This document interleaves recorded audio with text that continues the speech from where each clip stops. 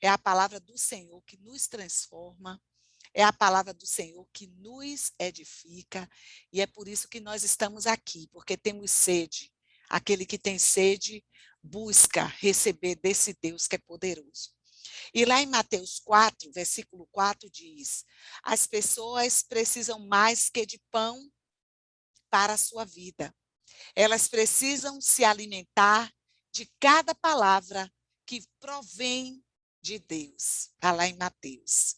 E lá em Atos 20, 32 diz: agora me entrego a Deus, ao nosso Deus maravilhoso, cuja palavra ela poderá moldar eu e você, para que sejamos o que Deus quer e conceder a nós tudo de que precisamos nesta comunidade de santas amigas. Aleluia. Deus, ele é maravilhoso e ele quer entregar a mim e a você, nessa comunidade de santos, o melhor desta terra. E hoje a gente entende que a verdade nos transforma. E o crescimento espiritual, ele é um processo pelo qual nós substituímos a mentira pela verdade. Então, amadas, é algo importante. Nós precisamos falar a verdade, substituir a mentira pela verdade. Jesus, ele orou lá em João 17, 17, santifica-os na verdade, a tua palavra é a verdade. Santificação exige revelação. E o Espírito de Deus, ele usa a palavra para nos tornar semelhantes a Jesus. Para tornar-nos semelhantes a Jesus, devemos preencher a nossa vida com a palavra de Deus. E lá em 2 Timóteo 3,17, a palavra declara: por meio da palavra, somos unidas e moldadas para as tarefas que Deus deseja nos incumbir. Então, pense direitinho, porque você é moldada para a tarefa que Deus te incumbiu para você fazer. E lá, em várias passagens de Atos, Hebreus e 1 Pedro, declara que a palavra ela é viva. A palavra de Deus é diferente de qualquer outra palavra, amada. As palavras que eu disse são espírito e vida. Ela está lá escrita em João 6,6. Quando o Senhor fala, as coisas mudam. Tudo ao seu redor, toda a criação, ela existe porque Deus declarou. Pelas suas palavras, ele disse, tudo veio a existir. Ele falou e as coisas vieram a existir. Então, sem elas, você nem estaria vivo aqui, como o autor colocou. Estaríamos mortas. Tiago declara na primeira carta, ao versículo 18, Deus decidiu nos dar vida, amada, e vida por meio da sua palavra, a palavra da verdade. Por isso, somos a mais importante de todas as coisas que Deus criou. A palavra de Deus, ela é o nosso alimento espiritual, do qual você e eu devemos nos alimentar para cumprir com o propósito de Deus. E o propósito de Deus é que sejamos semelhantes ao seu Filho amado, né? Que participemos de uma família que tem muitos filhos e que busca essa semelhança com o mais velho, que é Jesus. A Bíblia, ela é chamada de mel, de pão, de alimento sólido, de leite. Está lá nessas passagens de Salmos, Mateus, Coríntios, 1 Pedro. E essa refeição, ela é algo poderoso, porque completa através do Espírito Santo, para nos fortalecer e crescermos espiritualmente. Pedro, lá na segunda carta, no versículo 2, declara: desejem de coração o leite espiritual puro, para que, por meio dele, vocês cresçam para a salvação. Então, que coisa linda! Nós precisamos crescer para a salvação. E aí, como é que a gente pode crescer? Permanecendo na palavra de Deus. Existem mais Bíblias impressas hoje, em nossos dias, que no passado não existia. As Bíblias eram escritas em latim e, principalmente, a maioria das igrejas católicas, quem lia a Bíblia era o padre, porque era uma linguagem latim, nem todos tinham acesso à leitura. Milhões de fiéis são assolados pela anorexia espiritual. Eles morrem de fome com uma alma subnutrida porque não leem a palavra. Para se tornar um saudável discípulo de Jesus, precisamos comer, nos alimentar desse pão, desse alimento espiritual que é a palavra de Deus. Ela deve ser a minha e a sua prioridade. Porque em João 8,31, Jesus disse: se vocês permanecerem na minha palavra, então verdadeiramente vocês serão meus discípulos. Vocês serão, amadas, discípulas de Jesus. E nós precisamos, para ser essas discípulas, incluir 3 atitudes que nós precisamos através da palavra de Deus. E a primeira, nós vamos ver agora, que devemos aceitar a palavra de Deus como autoridade número 1. A Bíblia, ela deve se tornar o critério definitivo para a minha vida e para a sua vida. A bússola na qual confio para saber qual a direção eu devo tomar, qual o conselho a que eu dou ouvidos para que eu possa tomar minhas decisões de maneira sábia, e o parâmetro que eu utilizo para avaliar todas as coisas. A Bíblia, ela deve sempre ter a primeira e a última palavra em minha vida. Muitos dos nossos problemas, eles ocorrem porque baseamos nossas escolhas em critérios duvidosos. É a cultura que todos estão fazendo isso, é a tradição que sempre fizemos, é a razão que se parece algo lógico, são as emoções que me parece a coisa mais certa. Esses critérios, eles foram corrompidos pela entrada do pecado no mundo. Então, amadas, o que precisamos é de um critério perfeito, que jamais nos aponte a direção errada. E esse critério, ele vem mediante a palavra de Deus. A palavra que supre essa necessidade. Salomão, ele lembra que cada palavra de Deus, ela é comprovadamente pura. Está lá em Provérbios 30, no versículo 5. E Paulo, ele explica que tudo nas Escrituras é a palavra de Deus. Tudo nela é útil para ensinar, para redarguir, para corrigir, para ajudar as pessoas e mostrar-lhes como viver.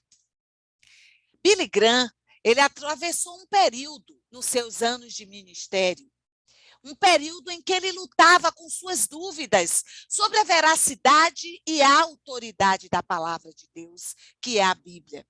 E numa dessas noites, ele caiu de joelhos e ele disse a Deus que, apesar das passagens confusas que não compreendia naquele momento, ele depositaria a confiança total na Bíblia, que é a palavra de Deus, como a sua única autoridade para a sua vida e seu ministério. Então, daquele dia em diante, a vida de Billy Graham foi abençoada com extraordinário poder e eficácia. A decisão, amadas, mais importante que eu e você precisamos tomar hoje é estabelecer o que é exercer a autoridade máxima sobre a sua vida. O que é que eu vou permitir que exerça algo como poderoso e autoridade máxima sobre a minha vida? Então, decida que, independente de cultura, tradição, razão ou emoção, você escolhe a Bíblia como a autoridade definitiva para a sua vida. Estabeleça que antes de tomar qualquer decisão, você vai perguntar o que a Bíblia diz a respeito e determine que quando Deus lhe mandar fazer alguma coisa, você confiará em sua palavra e seguirá em frente, quer a ordem faça sentido para você, quer a ordem não faça sentido. Adote a declaração de Paulo como sua afirmação pessoal e uma afirmação de fé. Creio em tudo o que concorda com a lei e no que está escrito nos profetas. Está lá em Atos 24, 14. A segunda situação que nós precisamos é assimilar a verdade da palavra de Deus. Amadas, não basta acreditar na Bíblia. Nós precisamos e devemos impregnar a nossa mente dos ensinamentos da Bíblia, de forma que o Espírito Santo possa nos transformar com a verdade. Porque existem, amadas, 5 maneiras de fazer isso: receber, ler, pesquisar, memorizar e refletir sobre ela. A primeira, eu e você precisamos receber a palavra de Deus quando ouvimos e aceitando a palavra sem nenhuma reserva. A parábola do semeador, ela nos ilustra essa passagem, esse momento da escuta, do ouvir, e ouvir com a nossa receptividade, ou seja, determinada pela palavra de Deus, pelo próprio Deus. Assim, vamos criar raízes em nossa vida e vamos poder dar frutos a 100 por 1. Jesus, ele identifica 3 atitudes de rejeição com relação à palavra. Alguns têm a mente fechada, estão à beira do caminho. Alguns estão com a mente superficial, estão no solo pedregoso. Alguns estão com a mente disfarçada, distraída entre os espinhos. Em seguida, ele adverte lá em Lucas 8:18, considerem atentamente como vocês estão ouvindo. Toda vez que sentir que não está aprendendo nada com o sermão, ou que o professor, o líder, o discipulador, o pastor, estiver pronunciando a palavra e você examinar a sua atitude, especialmente em relação ao seu orgulho, amadas. Deus pode falar, até mesmo por meio de um professor mais enfadonho. Então, se você tiver humildade, receptividade no seu coração, Deus vai falar por meio do Espírito Santo. Lá em Tiago, ele aconselha, num espírito humilde, gentil, modesto, receba de bom grado a palavra que é implantada e arraigada no coração, tem o poder de salvar a sua alma. A segunda situação, amadas.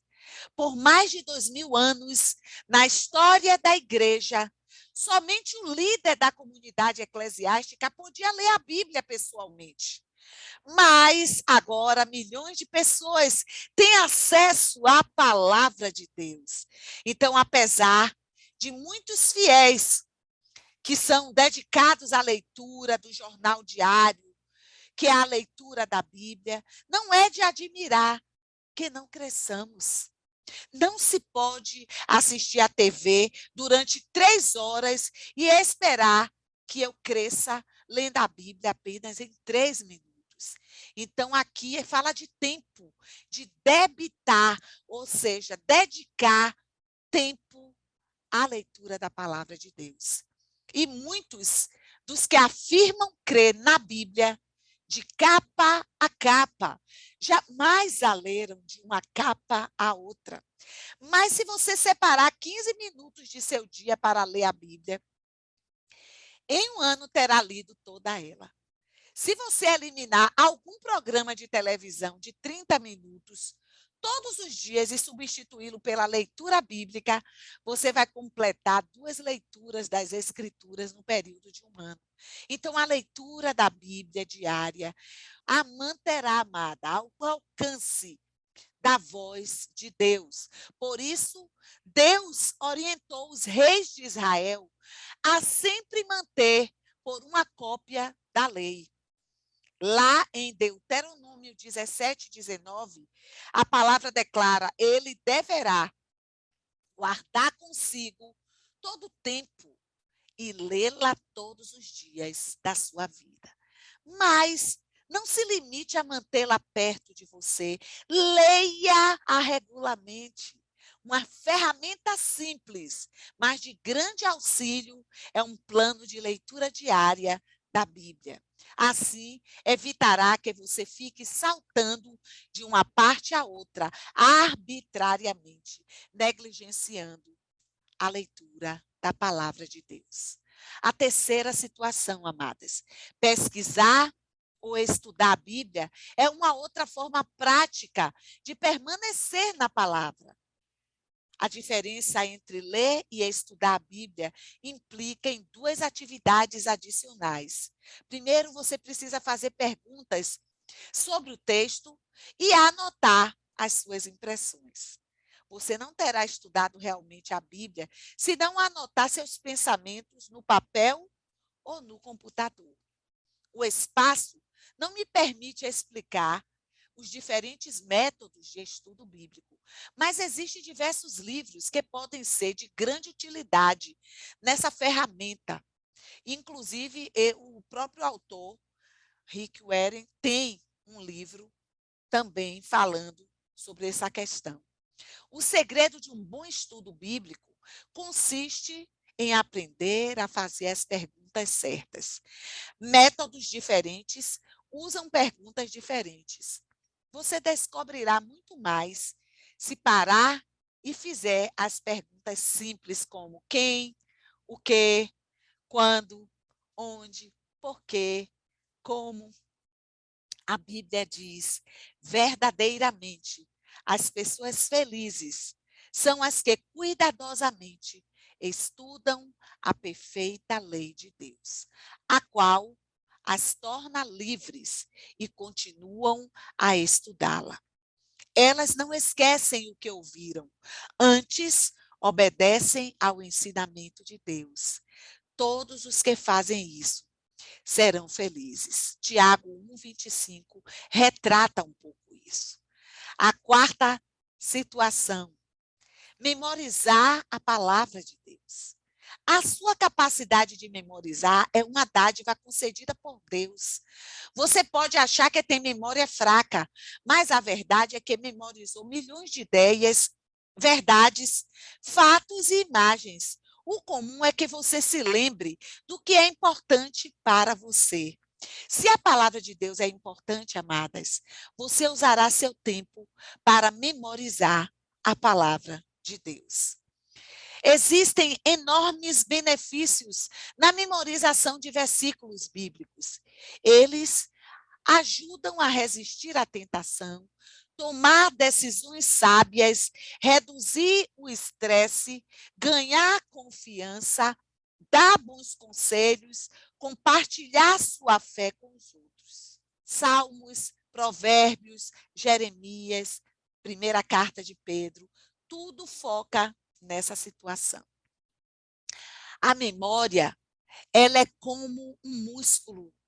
Quanto mais a exercita, mais forte ela se torna, e memorizar as escrituras ficará cada vez mais fácil.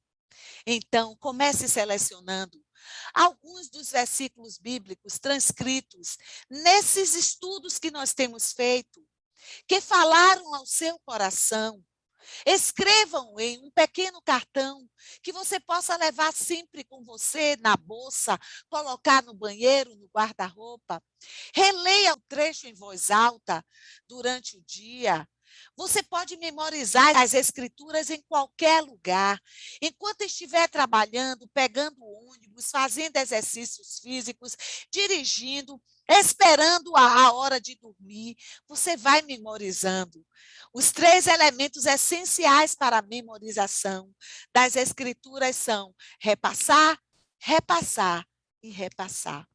Lá em Colossenses 3,16 diz: lembrem-se do que Cristo ensinou e que suas palavras enriquecem a vida de vocês e as tornam sábias.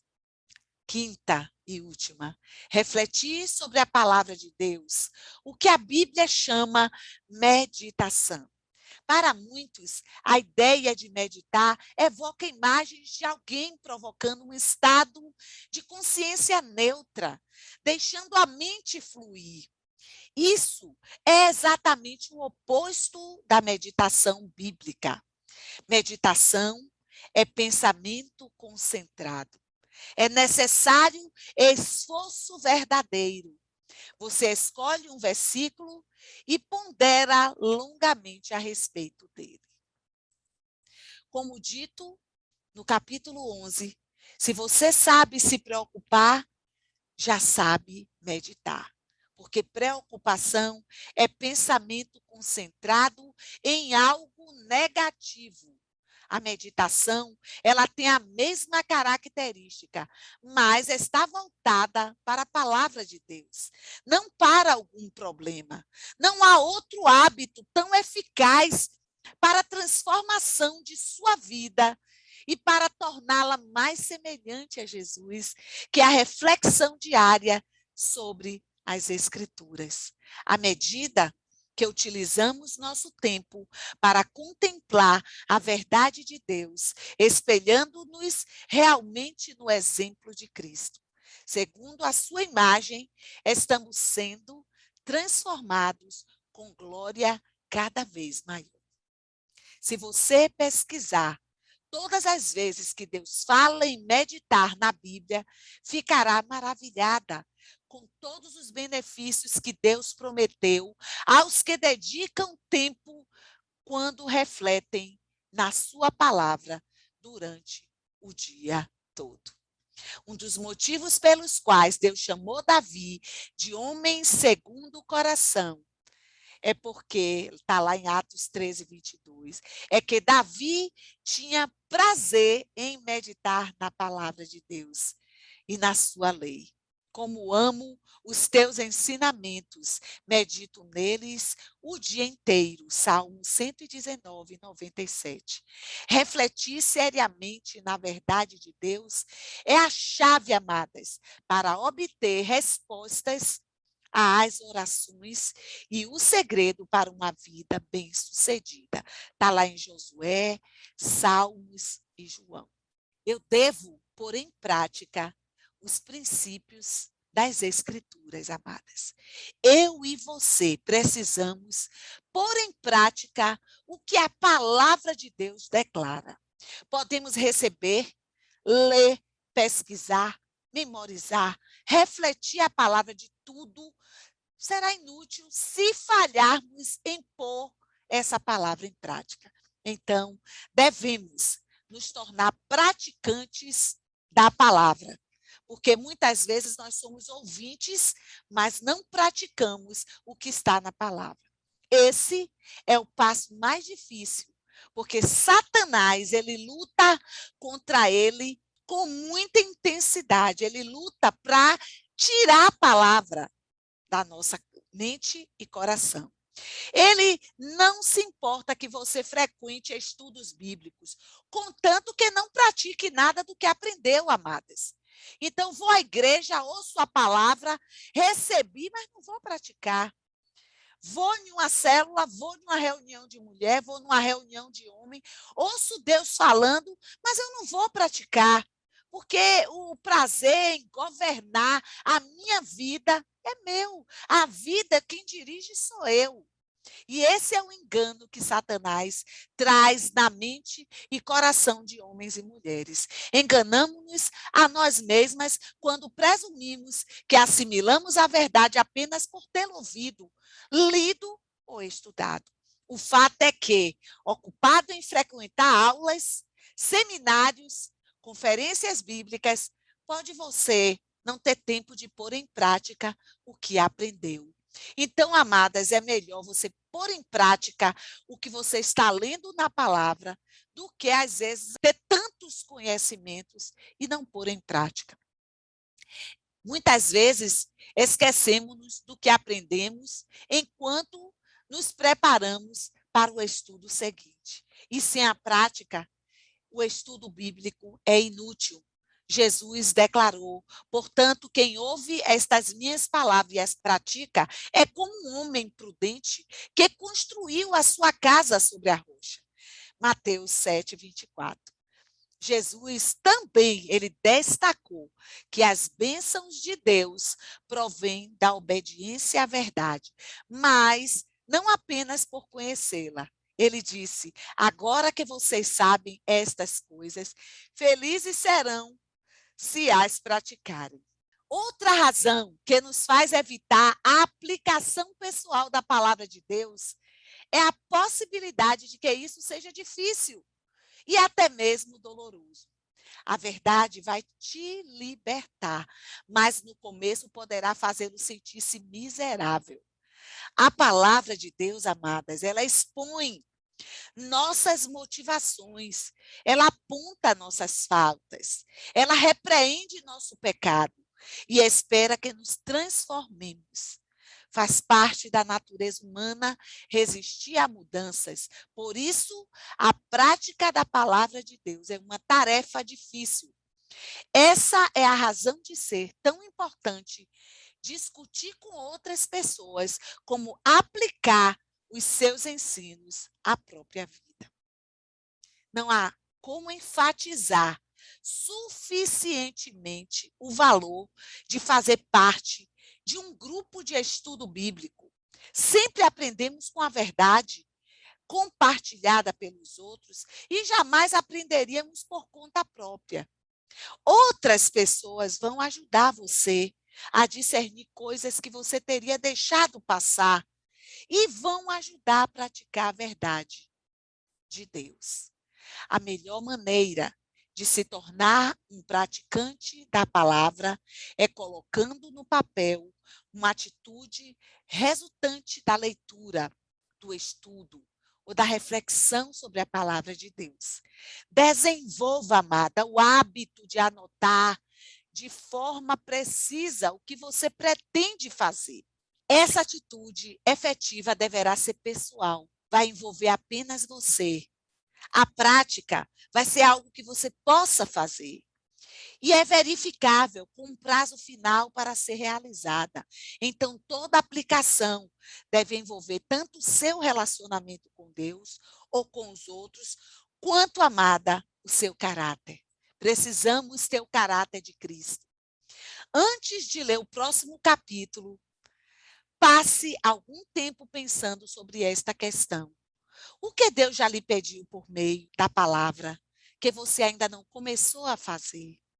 Então, escreva algumas medidas práticas para te ajudar a executar aquilo que você identificou.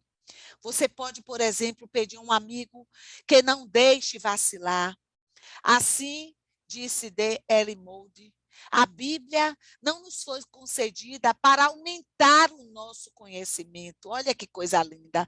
A Bíblia nos foi concedida para mudar a nossa vida, amadas, para mudar a nossa história de vida. Seja essa mulher que tem um propósito de ser semelhante a Jesus. Porque essa verdade possa nos transformar. Se vocês permanecerem na palavra de Deus, serão realmente seus discípulos, conhecerão a verdade e a verdade os libertará. Que Deus possa abençoar a sua vida e que você, a partir de hoje, possa começar a ler a palavra de maneira a se perguntar, a fazer os questionamentos, a receber a ajuda dos seus irmãos, dos seus líderes, dos seus discipuladores, dos seus diáconos, de quem estiver mais tempo caminhando à sua frente.